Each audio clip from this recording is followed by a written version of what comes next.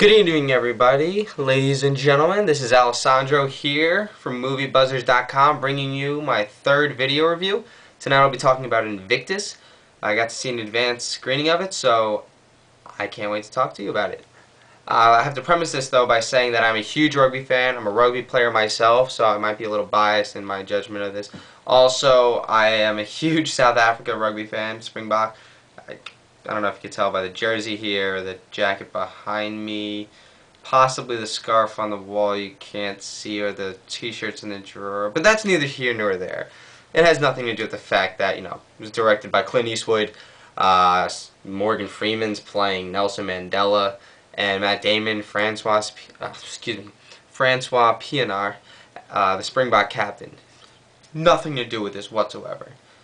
But let me give you a brief synopsis on the movie in case you haven't seen the trailer. The movie, set in 1995, but a little of the movie is also back in 92, is about Nelson Mandela's run or attempt to unify the Republic of South Africa after apartheid had just ended.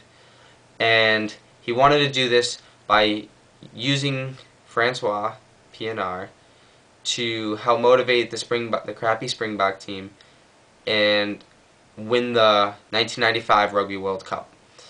So it was a whole elaborate plot to unify the Republic of South Africa, which has been divided for many years, over 20 years. So that's what he wanted to do. That's the game plan. My thoughts on the movie. First 20 to 30 minutes were really slow, so just brace yourself for that in the beginning. I mean, it might be somewhat necessary, but it might kill some of you. I don't know. So be prepared for that. But in terms of the acting, Morgan Freeman did a great job, excellent job. I wouldn't be surprised if he got a nod for an Oscar, or if Clint Eastwood got a nod for direction. He did a fantastic job, and I was happy about that. Matt Damon, I think they used him more for star power than anything. Really, he didn't have that much on-screen time, and when he did, not all of it was talking. Most of it was just playing rugby. So I think they could have used a native South African in that respect. Supporting actors, though, were great. I really enjoyed the supporting cast. Tony, I think his name is Grogorg. I'm not really sure how to pronounce it. He was in like Hotel Rwanda, Blood Diamond, things like that. He did a fantastic job as one of the bodyguards, Nelson Mandela's bodyguards, as well as his white counterpart and the other characters in the film, much smaller, mostly nameless characters. Brenda, actually, was very good as well.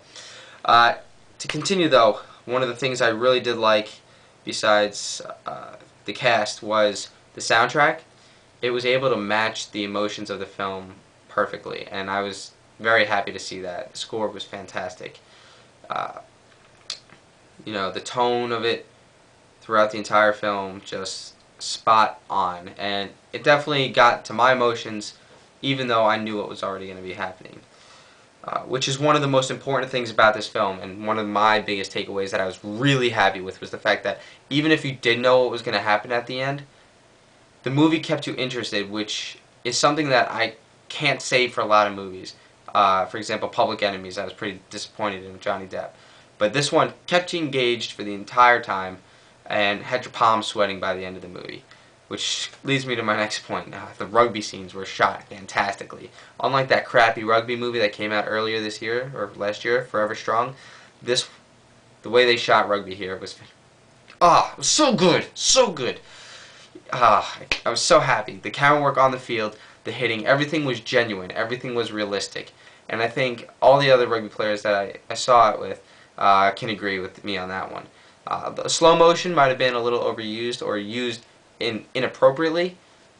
Some of it was dead on. It was kind of funny actually at times, but the match against New Zealand will make you really happy if you like rugby, and if you don't like rugby, you're going to enjoy the hits regardless.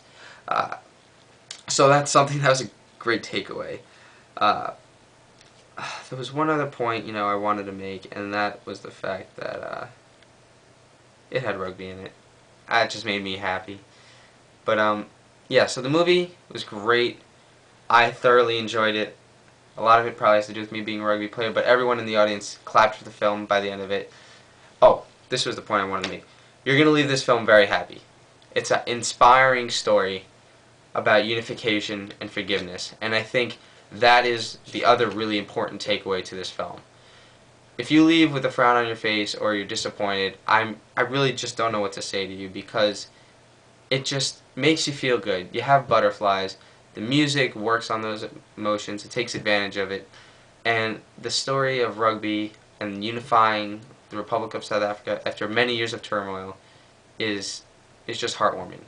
So that's something to take away. And I hope that you were able to get something out of this review. And I encourage you all to go see Invictus when it comes out this Friday.